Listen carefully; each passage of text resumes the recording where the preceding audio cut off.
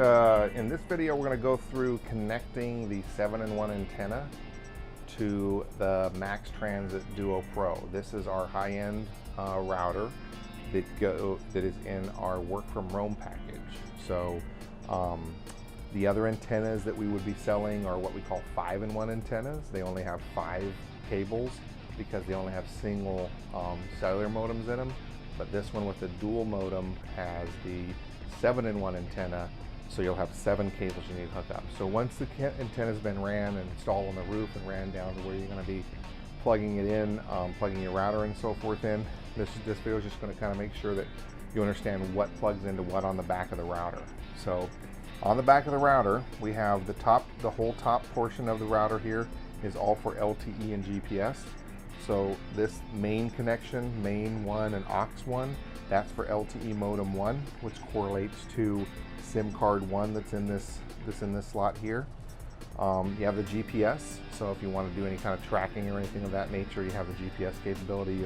That's built into the 7-in-1 antenna, so you want to hook that up too.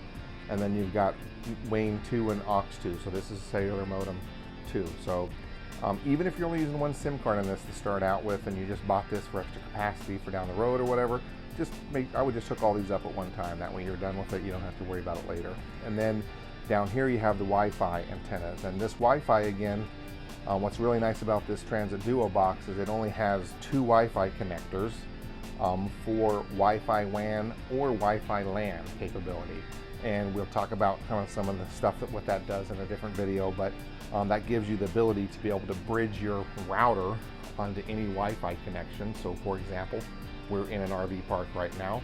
Our router is bridged onto the RV park's Wi-Fi, so we can use the RV park's Wi-Fi for streaming and different services like that are high bandwidth utilization or high usage, and we're just kind of piggybacking off the free Wi-Fi in the RV park instead of having to use our cellular service. So so definitely a really great feature with this product. You get the Wi-Fi WAN capability. All of our products have that. So definitely tune in for more information about that. But so anyway, so we'll just kind of talk through these connectors. So that's the connectors on the actual router, and then it's all very well labeled. They come right from the manufacturer, labeled really well. So you have the GPS, which says GNSS, but this little teeny one is the GPS connection. You got the Wi-Fi 2 connection, Wi-Fi 1 connection, and then you've got your LTE connection. So you've got LTE 2. It's basically LTE 1, 2, 3, and 4. So we're just going to put those in order on the back of the router. So we would screw in, and all these screw in, they're exactly the same SMA connectors. So they would just screw right directly into the connection. So if we were to do this, the preferred methodology, let's find LTE 1, that's it. LTE 1 we'll put in main 1, so you just screw that in. It really just has to be finger tight. There's no reason to get out a wrench or anything and get it all tightened up. If you wanted to just give it a little snug with a wrench or something, you can. Make sure it doesn't come off, but do not over tighten them. You just want them a little bit, just pretty much finger tight. So there's LTE 2 as well. So that can go right into the LTE 2 slot.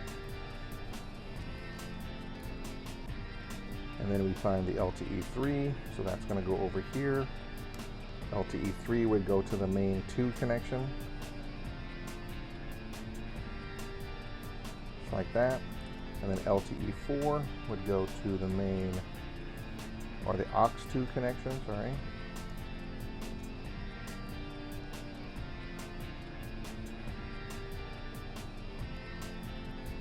Okay. This is that little GPS one that I was talking about earlier. Move that one away. GPS would go right in that little GPS connector.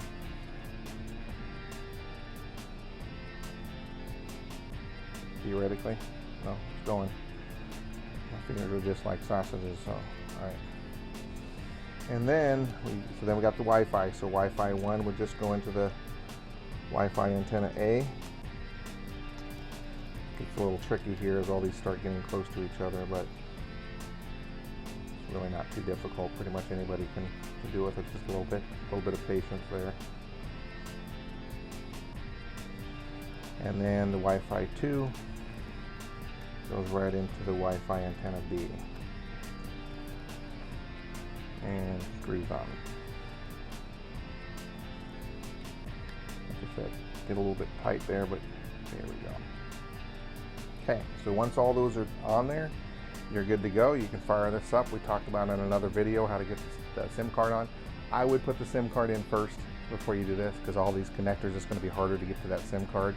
So I definitely do the SIM card first, then put the wires on, and then plug your power in and let her power up and let her rip. So